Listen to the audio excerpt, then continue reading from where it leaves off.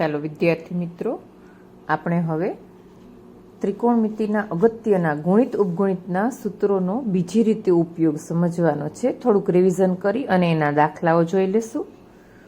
આપણે અગાઉ જોયું ખૂબ જ અગત્યના દરેક સૂત્રો છે, વારંવાર એનો ઉપયોગ આપણે આવશે.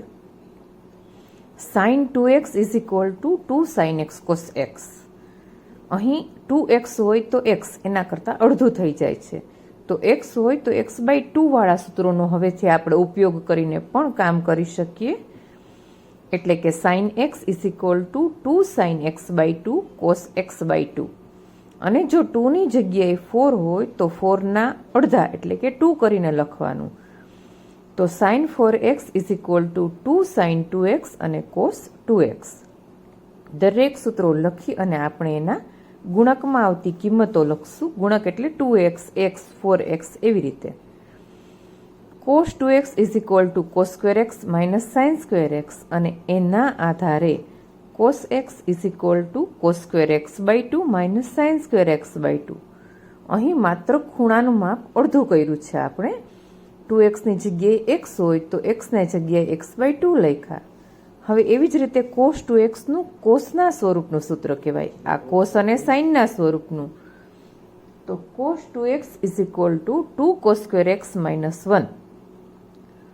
તો cos x is equal two 2 cos square x minus 1. ખૂબ જ વધારે આનો ઉપયોગ થશે અને એના કરતાં પણ વધારે 2 cos square x/2 equal to 1 plus cos x.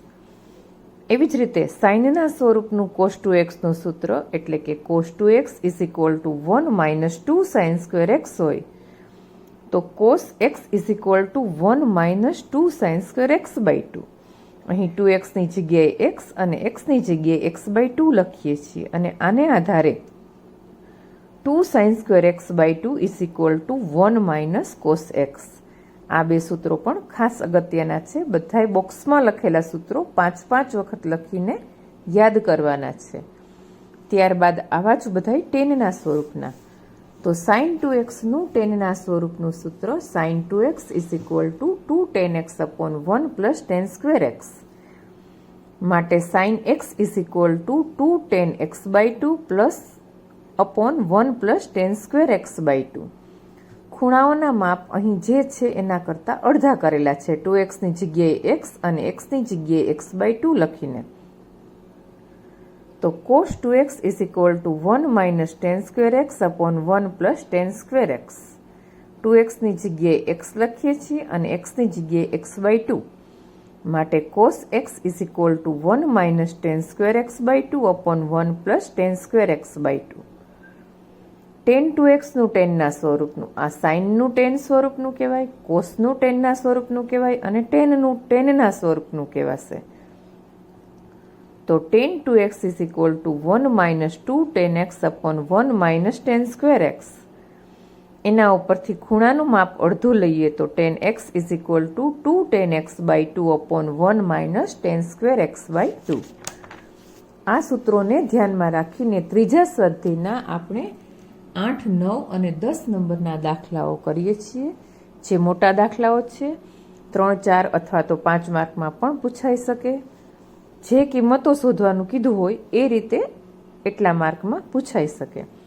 અહીં આપણને એવું આપેલું છે કે 3 પ્રશ્નમાં sin x/2ની કિંમત, cos x/2ની અને tan x/2ની કિંમત શોધવાની છે. અને આપણને આપેલું છે tan x is equal two -4/3. તો આપણે tan xનું tan x/2 સ્વરૂપનું સૂત્ર જોવું પડશે અને ત્યારબાદ sin x/2 અને cos x/2ના જે આપણે સૂત્રો જોયા કે જે કિંમત શોધવાની છે એને આધારે 2 cos x/2 એટલે 1 plus cos x, 2 sin x/2 એટલે 1 માઇનસ cos x અને ટેનના સ્વરૂપનું આ સૂત્રો, આ ઉપરાંત કોસના સ્વરૂપનું. તો સૌ પ્રથમ tan x/2 ને આધારે આપણે tan x શોધશું.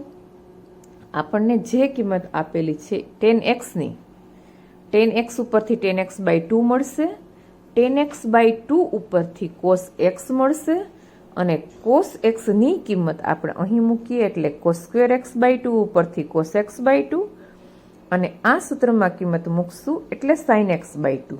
ઘણી જ લાંબી પ્રોસેસ છે, આપણે વારાફરતી જોઈએ તો ખાસ ચરણ પણ ધ્યાનમાં રાખવાનું છે. અહીં એક્સ બીજા ચરણમાં આપ્યા છે. હવે એક્સ છે એ બીજા ચરણમાં છે, એના કરતાં અહીં આપણે જે કિંમત શોધવાની છે એ એક્સ બાય 2ની. તો 1, 2 અને 3 આ અસમતાનો દરેકનો 2 આરે ભાગાકાર કરીએ તો અહીંયા 4/2 અને /2. તો π/4 less than x by 2 less than π/2. X by 2 હવે પહેલા ચરણમાં આવી ગયા. અહીં આપણે π/2 કહેશું, આ જે કિંમત છે એ, અને અહીં આવશે π/4 થી π/2 આટલો ભાગ, એટલે પહેલા ચરણમાં આવશે. તો 10x ઇઝ ઇક્વલ ટુ હવે 2 10x/2 upon 1 minus 10 square x/2. આપેલી 10xની કિંમત -4/3 લખી, આ કિંમતો એમના એમ લખી અને આપણે સાદુરૂપ આપીએ એટલે કે ચોકડી ગુણાકાર કરીએ તો -4નો ગુણાકાર 1 minus 10 square x/2 આરે, 3નો ગુણાકાર 2 10x/2 સાથે કરી અને સાદુરૂપ આપી ગુણાકાર કરીએ તો -4 + 4 10 square x/2 is equal to 6 10x/2. 4 10 square x/2 આ બાજુ આવશે એટલે -6 10x/2 અને -4 = 0. ત્રણેય પદમાંથી 2 કોમન આવશે અને સામે શૂન્ય હોવાથી આપણે આ રીતે લખી શકીએ કે 2 10 square x/2 -3 10x/2 -2 = 0. અહીં આપણે અવયવ તરીકે કામ કરીએ તો 2 અને 2નો ગુણાકાર 4, એના એવા ભાગ પાડીએ કે -થી 3 આવે. તો 4 એકા 4 આપણે આ રીતે લખી શકીએ કે 2x² -3x -2x, આ રીતની બહુપદી. તો -4 + 1 લખી અને અવયવ પાડીએ છીએ. કોમન લઈએ પહેલા બેમાંથી 2 10x/2, તો 10x/2 -2 + 1 બ્રેકેટમાં 10x/2 -2 = 0. અહીં બે અવયવ છે, 10x/2 -2 અને 2 10x/2 + 1 = 0. માટે 10x/2 -2 = 0 અથવા તો 2 10x/2 + 1 = 0. તો 10x/2 ની કિંમત કાં 2 આવશે અથવા તો 10x/2 ની કિંમત -1/2. આ કિંમત શક્ય નહીં બને કારણ કે પહેલા ચરણમાં ક્યારેય કોઈ પણ કિંમત ઋણ હોય નહીં. તો આપણી શક્ય કિંમત 10x/2 = 2. માગેલી કિંમતમાંથી આપણને એક કિંમત મળી. આ એક સૂત્રનો આપણે અહીં ઉપયોગ કર્યો. તો હવે બીજા સૂત્રનો ઉપયોગ કરીએ. cos x is equal to 1 minus 10 square x/2 upon 1 plus 10 square x/2. તો 1 માઇનસ 2નો સ્ક્વેર, 1 પ્લસ 2નો સ્ક્વેર, 1 માઇનસ 4 અપોન 1 પ્લસ 4, એટલે કે -3/5. cos x ની કિંમત મળી આપણને -3/5. x બીજા ચરણમાં છે એટલે cos માઇનસ મળ્યા. હવે cos x ને આધારે આપણે cos x/2 અને sin x/2 શોધીએ છીએ, અથવા નિત્યસમને આધારે શોધી શકાય.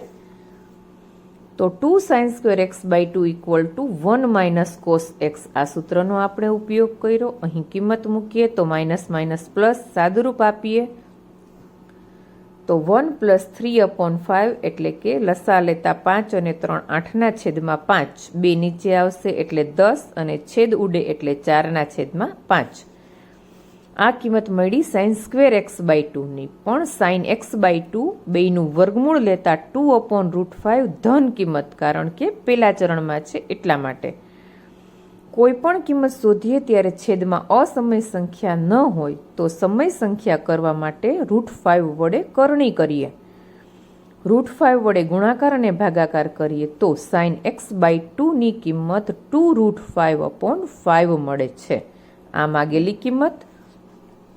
નિત્યસમને આધારે અથવા બીજા સૂત્રોને આધારે cos² x/2 ની કિંમત. cos² θ = 1 માઇનસ sin² θ મુજબ x/2 ની કિંમત લેતા 2√5/2 નો સ્ક્વેર, 2નો વર્ગ 4, √5 નો વર્ગ 5, 4 5 20/25, એટલે કે 25માંથી 20 માઇનસ કરીએ તો 5/25, છેદ ઉડાડતા 1/5. પણ cos² x/2 ની કિંમત. તો તો cos x by 2 is equal to 1/√5. ફરીથી કરણી કરીએ, અસમય સંખ્યા છેદમાં નથી લેવાની એટલા માટે. √5 વડે ગુણાકાર ભાગાકાર, તો cos x by 2 is equal to √5/5. આમ આપણે માગેલી 3 કિંમતો શોધી લીધી. આ જ રીતે દાખલા નંબર 9 અને 10 જોવાના છે. અહીં આપેલું છે કે cos x is equal two -1/3. X છે એ ત્રીજા ચરણમાં, ત્રણેય નિશાની માઇનસ એટલે સાઇન અને કોસ બંને માઇનસ. એક્સ ત્રીજું ચરણ એટલે આપણે જો જોવા જઈએ તો આ પાઈ અને અહીં 3π/2 આ બેની વચ્ચે આવેલું હશે અહીં ત્રીજું ચરણ. તો x/2 ની કિંમત દરેકનો 2 વડે ભાગાકાર કરીએ તો π/2 x/2 3π/4.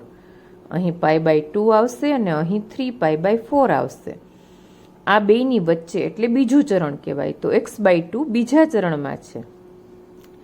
ફરીથી આપણે જોયેલા બે અગત્યના સૂત્રો 2 sin² x/2 equal to 1 - cos x અને 2 cos² x/2 equal to 1 + cos x મુજબ sin x/2 અને cos x/2 મેળવશું અને એને આધારે આપણે tan x/2 મેળવશું. તો cos x ની કિંમત મૂકીએ હવે. 1 - -1/3 એટલે કે 1 + 1/3. સાદુરૂપ આપતા 4/3. 2 નીચે આવશે તો 4/6. છેદ ઉડાડીએ એટલે 2/3. અને sin x/2 equal to route લેતા √2/√3. છેદની સંખ્યા સમય સંખ્યા કરવા √3 વડે કરણી કરીએ તો √2√3 એટલે √6/3. આ મળી આપણને sin x/2 ની કિંમત. હવે એવી જ રીતે cos x/2 ની કિંમત માટે 2 cos² x/2 equal to 1 + cos x. અહીં નિશાની માઇનસ છે એટલે -1/3. સાદુરૂપ આપીએ તો 2/3. 2 નીચે આવશે અથવા તો બે કેન્સલ થાય તો cos² x/2 ઇક્વલ ટુ 1/3. વર્ગમૂળ લઈએ ત્યારે ખાસ ધ્યાનમાં રાખવાનું કે x/2 બીજા ચરણમાં છે માટે નિશાની માઇનસની લેવાની છે. cos x/2 ની કિંમત -1/√3 અને કરણી કરતા √3 વડે ગુણાકાર ભાગાકાર કરીએ તો cos x/2 એટલે -√3/3. બંનેને આધારે tan x/2 એટલે sin x/2/cos x/2. √6/3 છેદમાં -√3/3 એટલે કે √6 ના છેદમાં -√3. તો tan x/2 ની કિંમત મળી ગઈ √2. દાખલા number 10. tan x is equal two 1/4. x અહીં બીજા ચરણમાં છે. હવે બીજું ચરણ એટલે આપણને ખ્યાલ છે કે π/2 થી પાઈની વચ્ચે આવેલું હશે. પરંતુ x/2 શોધવા હોવાથી બધાયનો 2 વડે ભાગાકાર કરવાનો માટે π/4 x/2 π/2. અહીં π/4 અને x/2 એટલે કે x/2 પ્રથમ ચરણમાં છે તેમ કહેવાય. sin x ઉપરથી આપણે પહેલા cos x શોધી લેવાના છે.